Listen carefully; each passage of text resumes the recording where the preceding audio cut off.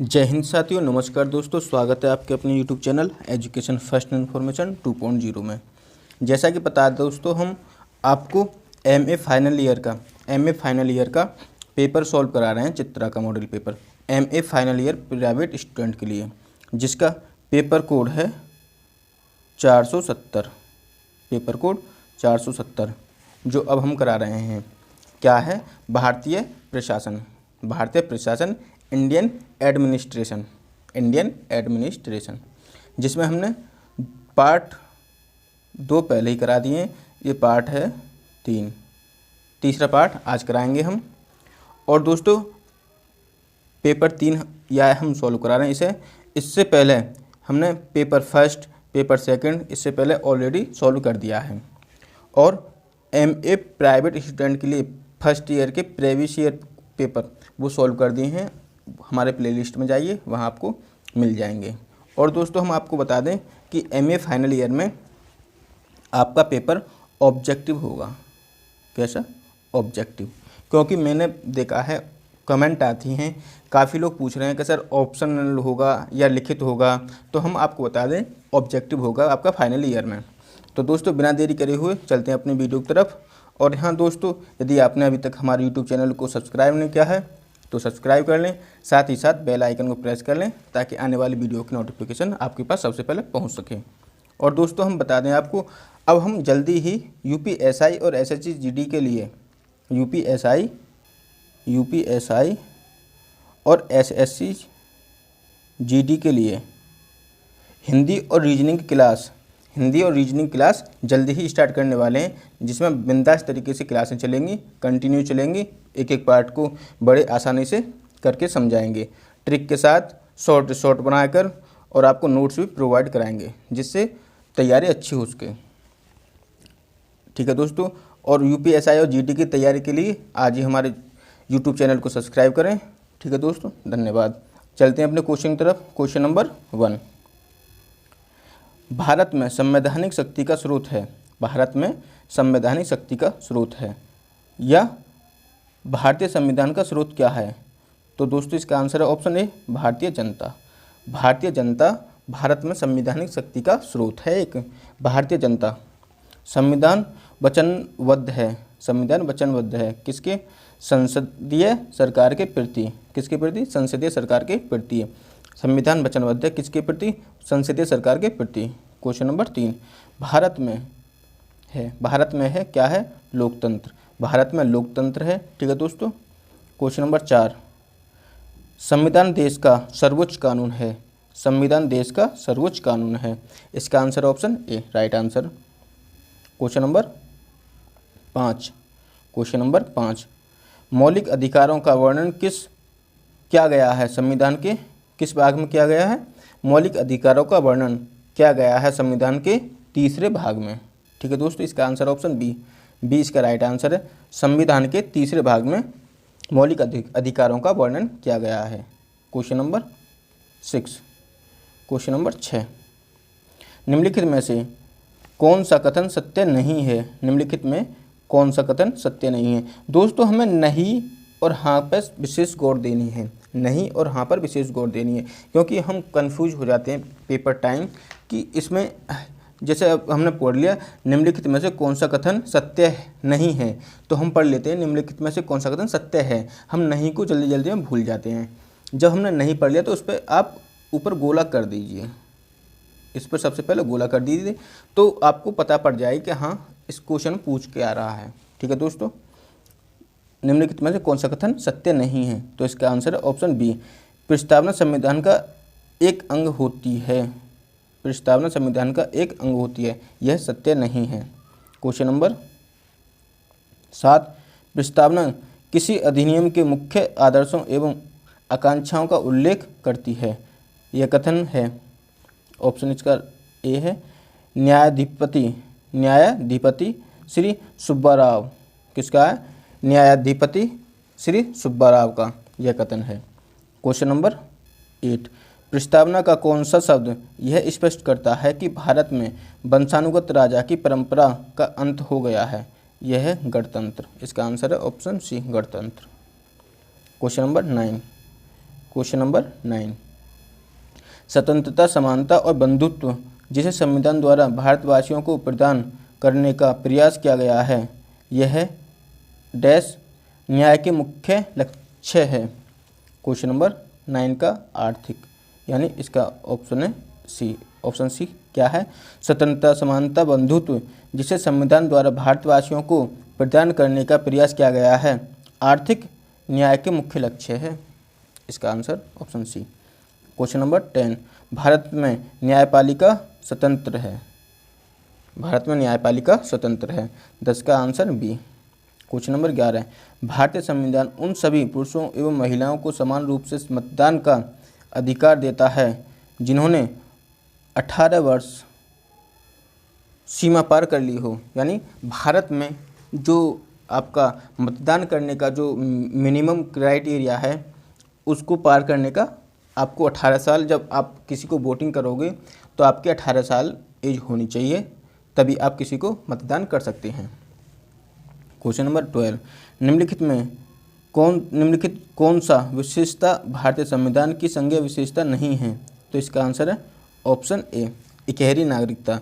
इकहरी नागरिकता संविधान की संघीय विशेषता नहीं है। क्वेश्चन नंबर 13 की तरफ चलते हैं।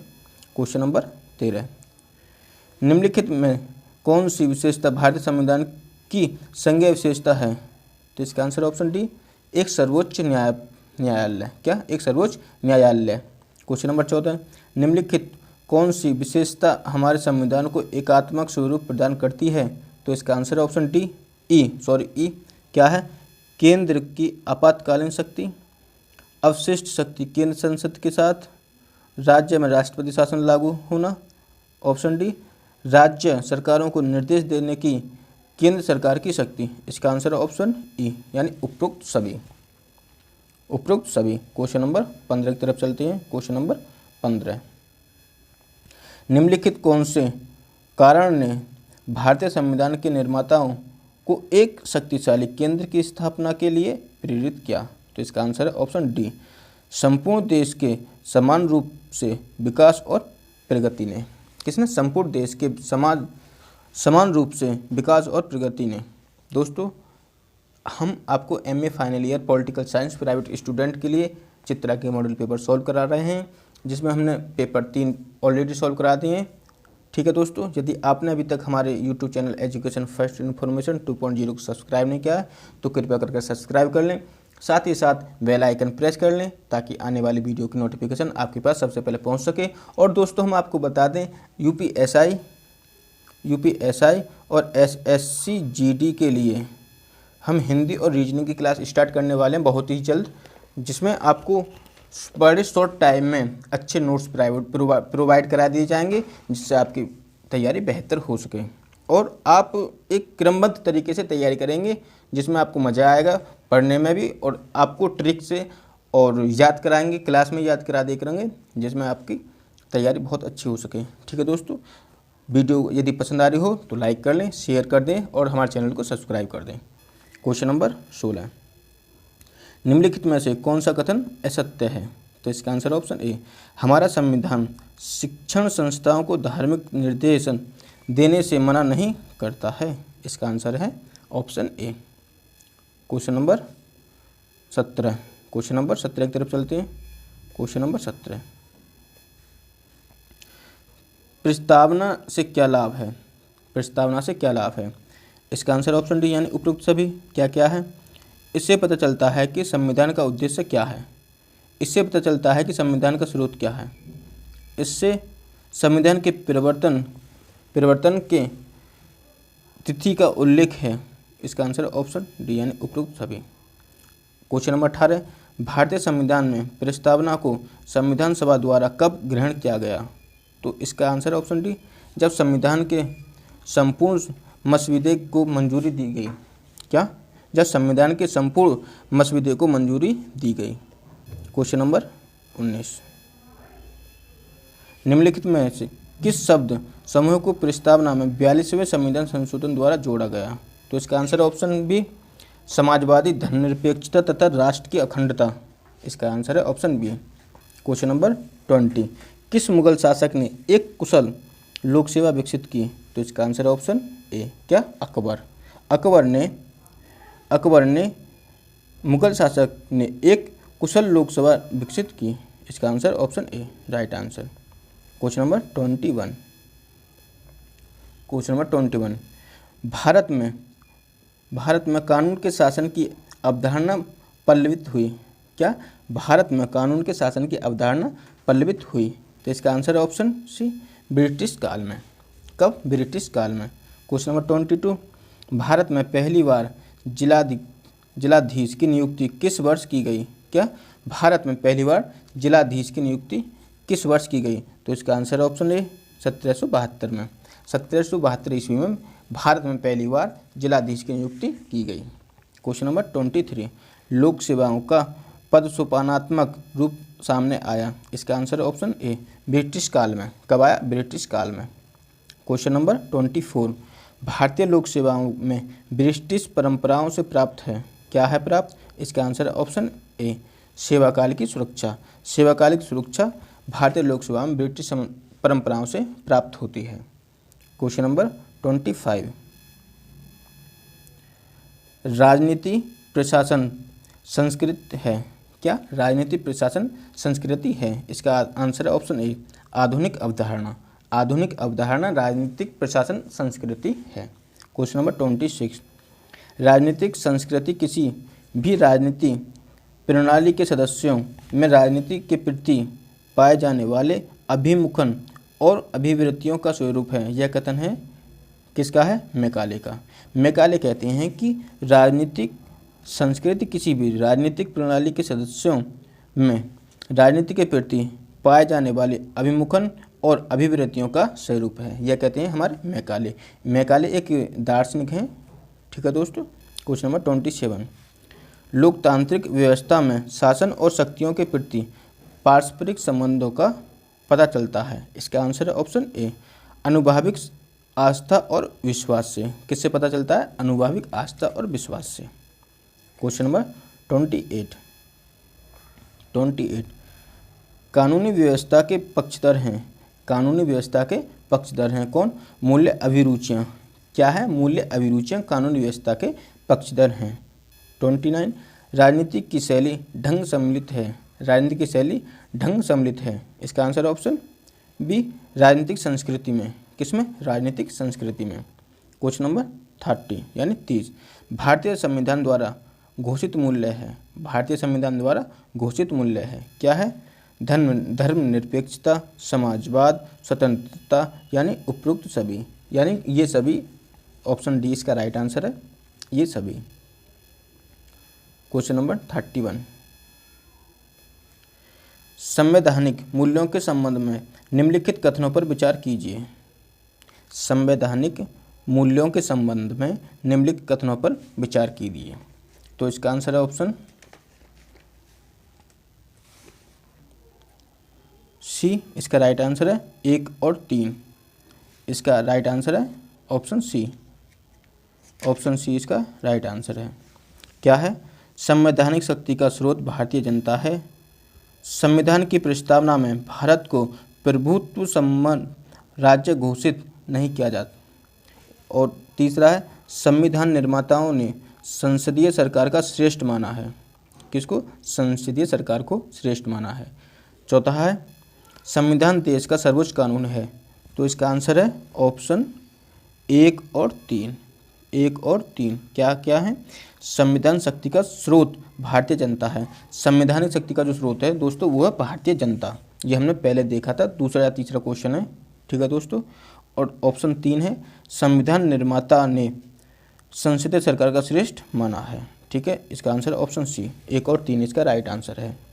क्वेश्चन नंबर 32, मौलिक अधिकारों के संबंध में निम्नलिखित कथनों में कौन सा कथन असत्य है? तो इसका आंसर है ऑप्शन ए, ये अधिकार संविधान के दूसरे भाग में प्रदान किए गए हैं।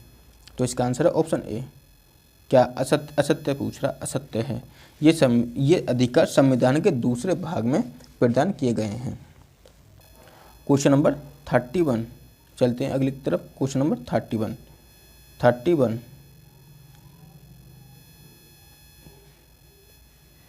संविधान की प्रस्तावना में नागरिकों के प्रति कौन सी प्रतिबद्धता उल्लिखित है? तो दोस्तों इसका आंसर है ऑप्शन डी, यानी ये सभी कौन कौन सी हैं? राजनीतिक, आर्थिक, सामाजिक न्याय, यानी ये सभी।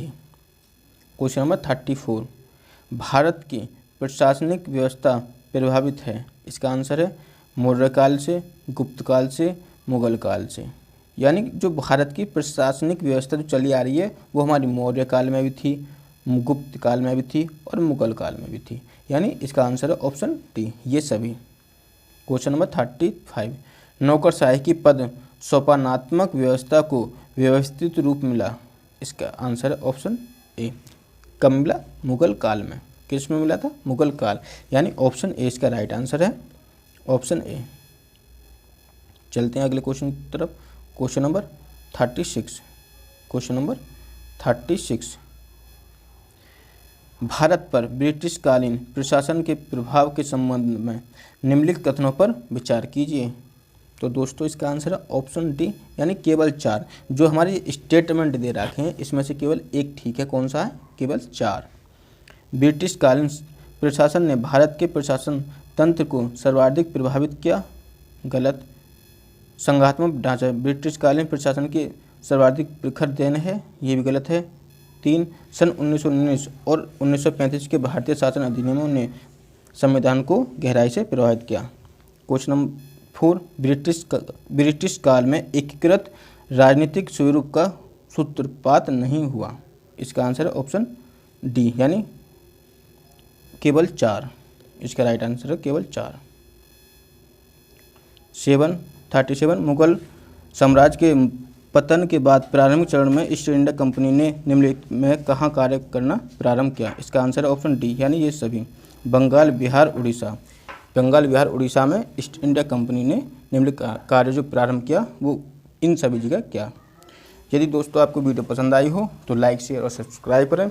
हम इसके बाद इसी के पार्ट 4 लेकर आने वाले हैं। पार्ट 4, इसका पेपर कोड है 470, पेपर कोड 470। हम दोस्तों एसएससी जीडी और यूपीएसआई के लिए हिंदी और रीजनिंग की क्लास स्टार्ट करने वाले हैं बहुत ही जल्दी।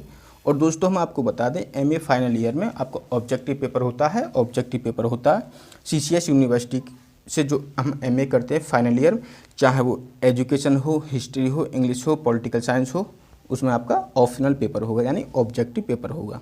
फर्स्ट ईयर में वो लिखित होता है। ठीक है दोस्तों, यदि दोस्तों आपको वीडियो पसंद आई हो तो लाइक, शेयर और सब्सक्राइब करें। दोस्तों आपका लाइक में कुछ नहीं जाता। धन्यवाद।